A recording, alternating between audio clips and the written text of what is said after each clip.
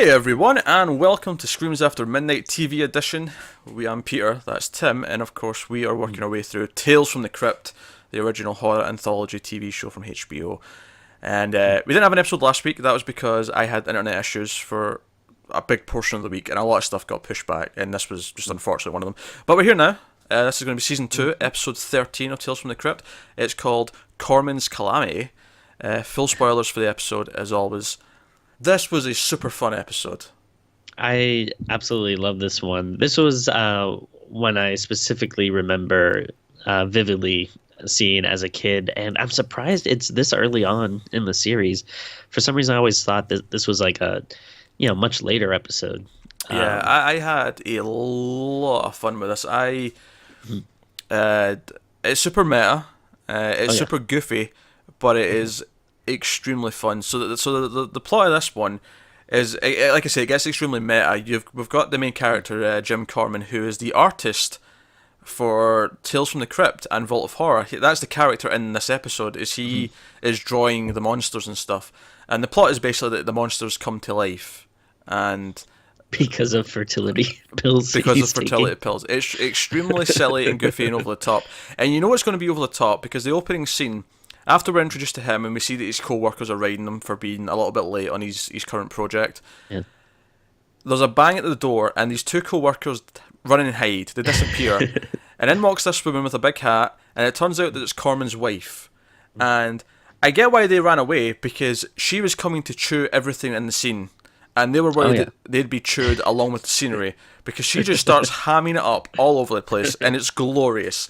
It's terrible, but it's amazing terrible.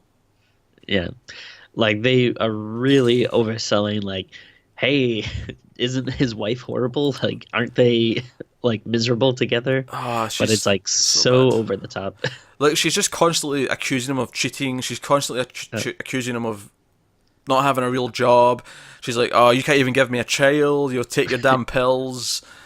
So on. Oh, it was really, so over the top. But I had a lot of fun. And then it jumps gears, because we see him at a laundrette, and he's sort of eyeing up this woman, and he's kind of creepy, to be honest. He keeps staring at her. Yeah. But whatever, she sort of smells back at him, and that's fine, and he leaves the laundrette. And then the monster he drew earlier on comes to life. But obviously it comes to life after the power goes out, and a mugger/rapist potentially appears into the scene. And this is where it gets really goofy, because he is also very over the top, and she backs away, and it's like, okay, I don't know, maybe this will stop being fun if we get this weird scene. But then she says, hey mister, I'm a police woman, and she pulls out her badge, and then she does like a little flip on him, and she puts him on the ground, and then she holds up her hands like she's doing kung fu, and it's like super silly and cheesy. And then he's like, oh, are you going to pay for that? Pay for that kung fu stuff, lady. And then the monster that Korman drew comes out of the washing machine and bites off his head. And it's a ridiculous, practical monster suit that's slimy, and it's amazing. Yeah, I love how, they didn't really... I mean, the monsters don't look great, like, practical effects-wise, but I think they are really, like, fun-looking. And I like that they didn't, try to skimp and make super simple, just like a dude in a mask costumes. Like, they did go for like big over the top monsters. Yeah, big, ridiculous, and silly. That kind of describes all the monsters that pop up. And we get a great scene of her trying to explain to her, like, sergeant. She's like, no, it was a monster that came out. And then it cuts to the next day, and she's walking past a newsstand, and she sees all the Tales from the Crypt comics, and all the monsters that the sergeant mentioned they've heard about in the last couple of days, and the one that she's seen. So she calls Korman, and she comes. She didn't call him. She hides in the back of his car for some reason until he comes into the car, and he's like, right, we're going to do a test. You're going to draw something, and we'll see if it pops up. And then he hits on her in a really creepy way, where he's like, oh, we should go to dinner, and he tries to kiss her, and she's like, oh no, we can't do that. And he's like, but why not? Of course, we of course know that he's married, and he had his wedding photo, so he's getting into proper, like, villain. Even as awful as his wife is, he's cheating on her here, or he's at least trying to. And he's trying to hit on her, and it doesn't work, and they end up kissing after. He's like, oh, because she's like, oh, you draw these horrible drawings, and it's like, oh, I'll draw romance, but I need some inspiration. I need some research. Yeah.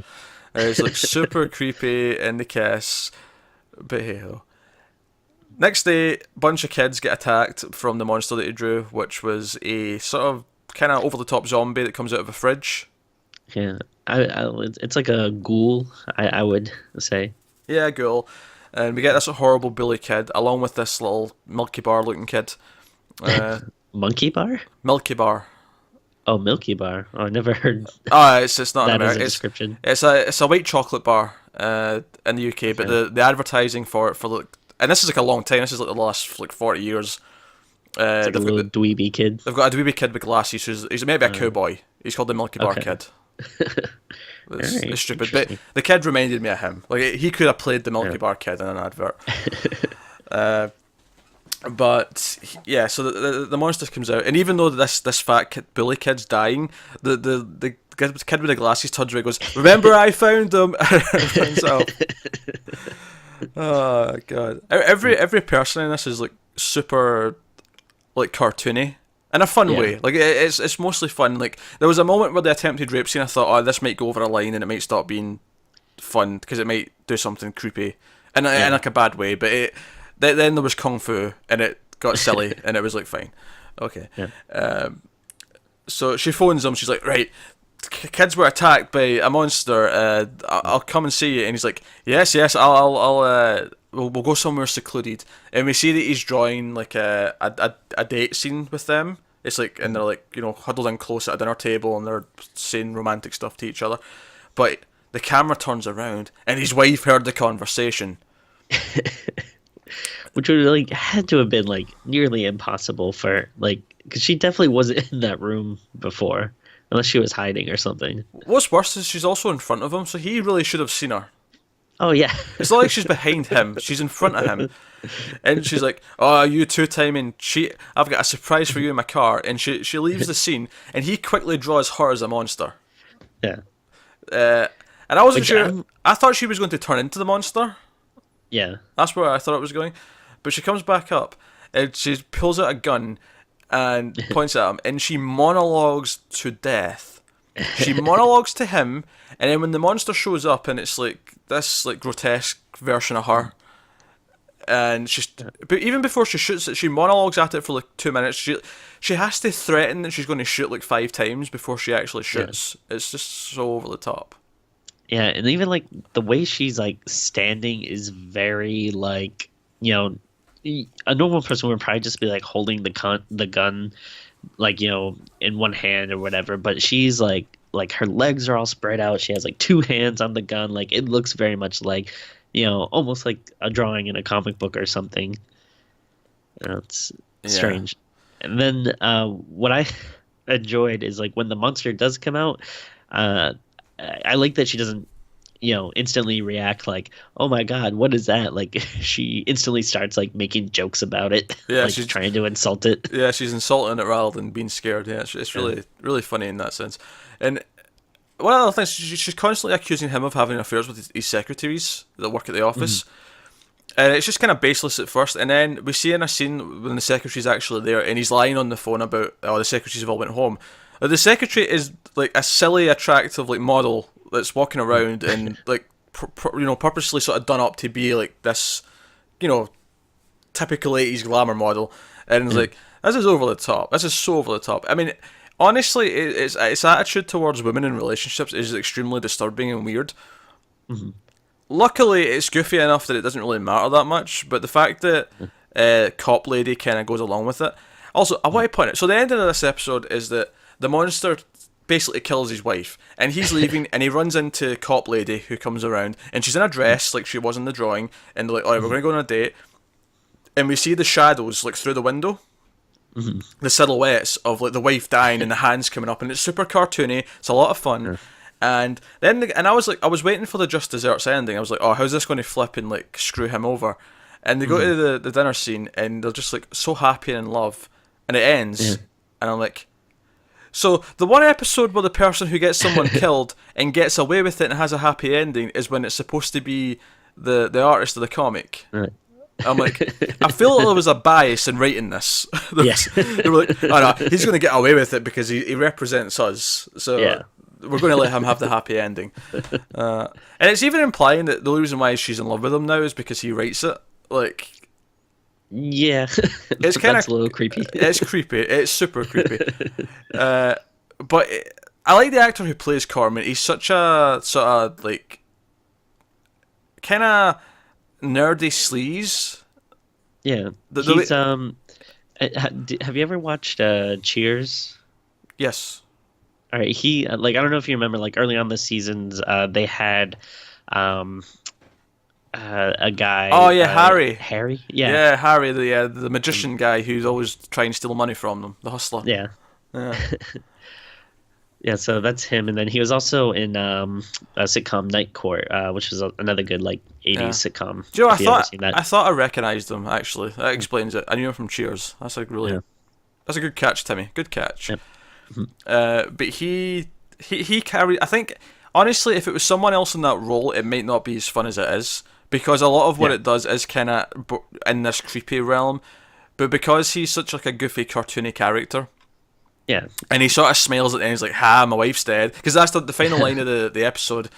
Is she goes, "Are you sure you're not married or something?" Like Yeah. now she's asking, and he's Yeah. like, "Not anymore." Fade to black, and he gets this happy, and he's got this smile on his face. It's Yeah. yeah. The morals of the story are really weird and muddled up, but as a super dark, fun cartoon about some awful people, it's enjoyable. Yeah, there's a lot to like about it. Like you I mentioned, enjoy I like the meta aspect quite a bit, and then also I think both as like comic book guys, I kind of appreciate anything that's putting a little bit of a spotlight on the art form. And yeah. I really like looking at his drawings. I thought were really well done. I feel like they didn't really skip any expense. They actually got like pretty good art on Yeah. it. I, And I I agree with also that. enjoyed. Oh, sorry. I was going to say the Crypt Keeper's intro and outro Oh, right. were pretty cool because the way he starts, like, yeah, before we were doing this, I was in a comic book or something like that. So he specifically mentions in that comes from comic books, and then at the end he's dropping all these puns about, that was if that was too graphic for you because the drawings and stuff, just stuff like that. It was She's just a monster piece. a monster piece. Yeah, that was a good line. Yeah. And one other quick thing I just want to mention that I liked a lot was his two bosses. Whenever like they were pitching ideas, I was just like they had like oh, what about a miniature golf course where the owner murders his wife and uses her as the 16th hole, or oh, what about a doctor who has to perform his own like surgery and stuff like. I just like their I think it was enthusiasm. lobotomy. What really annoyed me is Yeah. when Corman cuts them off, the one that he cuts them off during is it starts with, "What about a gynecologist who," and then it cuts them off, and I was like, I wanted to hear the end of that. What was the gynecologist going to have to do? Like, does he find like a monster instead of a vagina? Like, what's the story? That'd be great if these were like all future episodes too. We need to remember these because these might pop up later on. This could be good stuff. No, I think it's a super fun episode. I think if you took it seriously, you could really write an essay on the weird ramifications of the creepiness and the way it treats female characters. But as a funny, goofy cartoon of its time, I think it's actually a really, it's monsters coming to life and this awful over the top wife who's like silly over the top, where everyone's scared of her. It is fun. It's relentlessly fun. You can't argue it isn't. So that's Corman's Kalamity. We're trucking along. We'll be back next week with the next episode of Tales from the Crypt. So let us know what you thought of this one in the comments below. Like and subscribe and all that stuff. Check out our movie reviews. We did a Valentine's episode. Or actually no, the Valentine's episode will be going up tomorrow. Soon.